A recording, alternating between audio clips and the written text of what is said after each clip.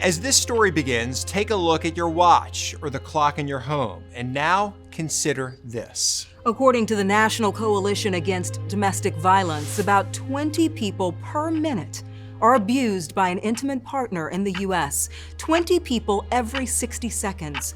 That equates to more than 10 million victims each year.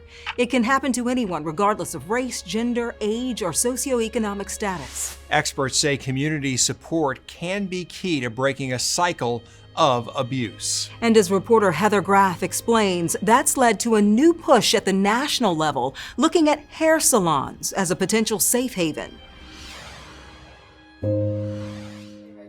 I know, right? I've been in this industry for 42 and a half years.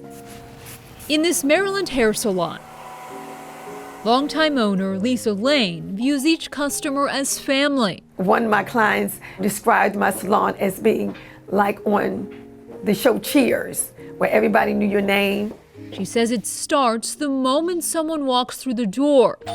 And that relationship grows stronger as clients spend time in her chair, Isn't that something? returning regularly for their next color or cut. That relationship, it can last forever, you know, and they trust you. And in Nashville, Tennessee, hairstylist Suzanne Post has experienced the same. How are you feeling? We're able to see them consistently month after month, year after year, and there's a real bond that's formed. A bond that can allow conversations about tough topics like domestic abuse. We can also be in that special position because of that trust to hear if something isn't quite right. You see, Suzanne herself is a survivor of domestic violence, and she knows the statistics. 1 in 4 women and 1 in 10 men will experience it at some point in their lifetime. I knew firsthand how confusing that can be, how difficult it is to spot the signs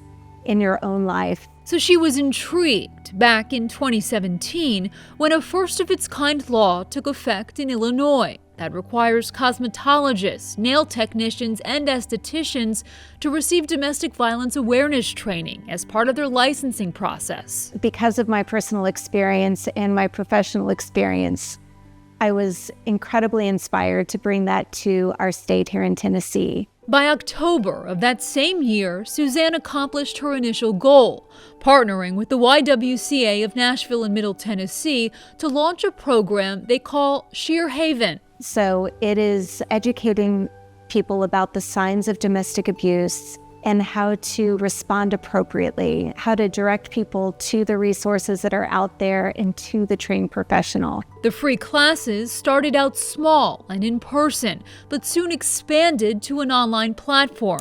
Perhaps the number one sign that you are in a unique position to see as a beauty professional are unexplained injuries or bruises. Then in 2021, Suzanne's work led to the passage of a Tennessee law that makes the training mandatory for licensed beauty industry staff there, as it is in Illinois. When the governor signed the bill, it was so powerful.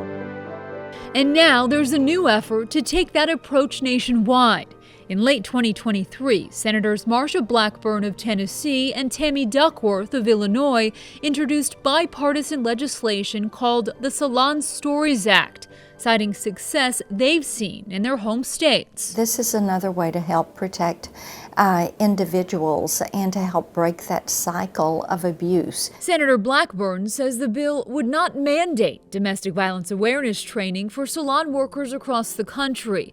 Instead, it aims to act as an incentive by providing federal grant money to states that put the requirement into place. Why not mandate it for states? I think incentivizing it is the better way to go, and that's what Senator Duckworth and I felt like would be the most productive. Senator Duckworth, in a statement, called it a common sense way to help even more beauty professionals better recognize the signs and successfully navigate conversations with clients who could be in danger. I hope that it incentivizes many states to follow suit. And the National Network to End Domestic Violence has voiced its support as well. Every piece adds to the bigger picture.